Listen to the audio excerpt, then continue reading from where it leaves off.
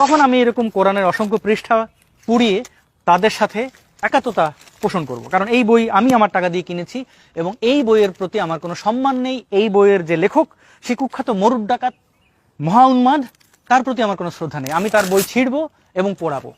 দেখি আপনারা বই ছেঁড়া এবং পোড়ানোর উদাহরণ যেটা তৈরি করেছেন সেটা আপনারা কতদূর বাস্তবায়ন করতে পারেন। আপনারা অন্যের দিকে ঢিল ছুড়বেন, সমাজে ঘৃণা ছড়াবেন এবং আশা করবেন আপনাদের সাথে এটা হবে না। এটা তো খুবই ভুল। কিন্তু মোহাম্মদ জাফর ইকবালকে আপনার ভালো লাগবে না তাই বলে আপনি তার বই পড়ানোর মাধ্যমে যে নজির স্থাপন করতে চান সেটার বলি কিন্তু আপনিই হবেন। যেমন আমার কাছে এরকম অসংখ্য বই আছে, 1400 বছর আগের একজন মরুড ডাকাত লিখেছিল এই পুস্তকগুলো, এবং এই পুস্তক আমার কাছে কোনো মূল্যই রাখে না।